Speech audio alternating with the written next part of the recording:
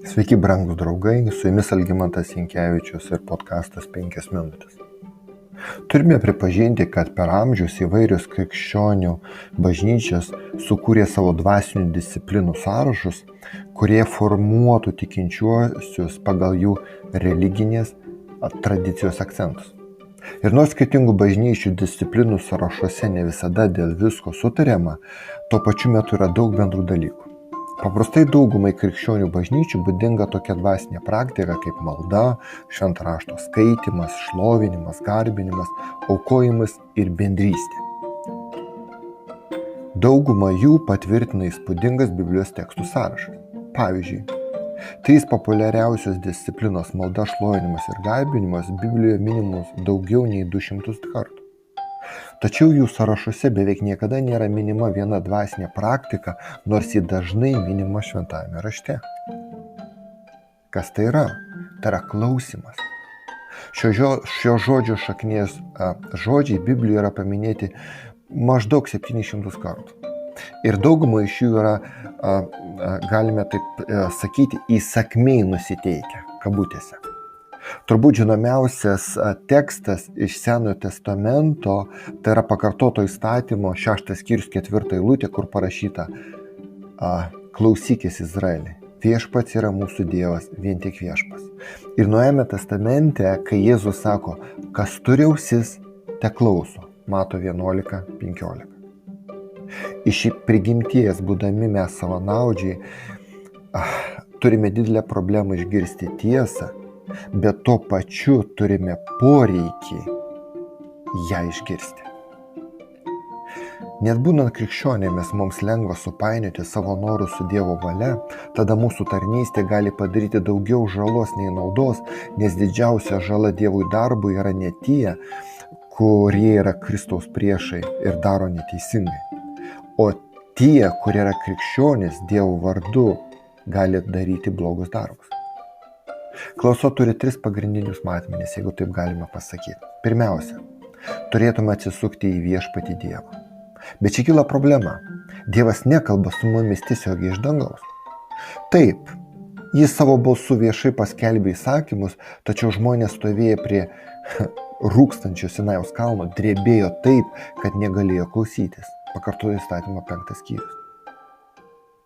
Todėl Dievas savo žodžius išsakė šventajame rašte, prie kurio turime prieigą. Jėzus pasakė Jono 5 skyriui, tyrinėk šventąjį raštą. O Paulius skatina Timotiejų gilintis į save ir į šventąjį raštą ir tai daryti nuolat. 1 Timotiejų 4 skyrius.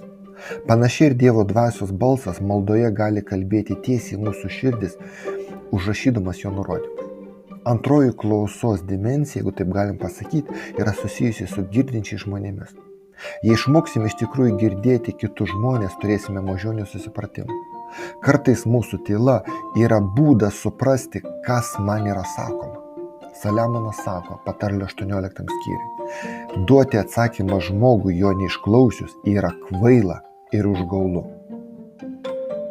Dažnai pokalbėje užuot supratę ir klausę, ką pašnekovas bando mums perduoti, mes tuo pačiu metu apmąstome savo atsakymą ir laukiame jo žodžių pauzės, kad galėtume pasakyti ką nors savo, įsiterpti.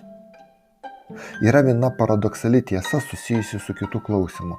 Kuo aukštesnė vadovo pozicija, tol daugiau jis turėtų klausytis. Bet ar taip iš tikrųjų vyksta? Mes paprastai siejame lyderystę su kalbėjimu, o sekimą su klausimu. Tačiau atidus ir dėmesingas klausimasis gali duoti dar didesnių, geresnių rezultatų nei pats galingiausias pamokslas, paskaita, lekcija ar seminaras. Pagaliau visi turėtume išmokti įsiklausyti save. Paulius sako, patikrinkite patys save, ar laikotės tikėjimo, ištirk save. 2 Korintiečiams 13 skyrius.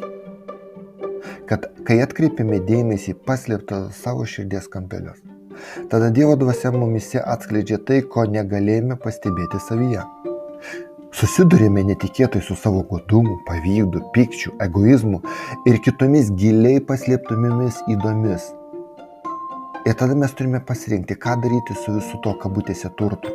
Nepastebėti ir leisti šiai nuodėmingai puokštei kabutėse žydėti, arba maldauti viešpaties, kad jis mums padėtų susitvarkyti su visa tai, nes mes patys negalime. Brangus draugai, galbūt galime atidžiau klausytis, kai suprantame, kad Dievas mums pirmiausia išgirsta. Kad jis yra dėmesingiausias klausytojas pasaulyje, visada besidomintis mano problema ir mano patirtimi. Su jumis buvo 5 minutės ir Algimantas Jankevičius.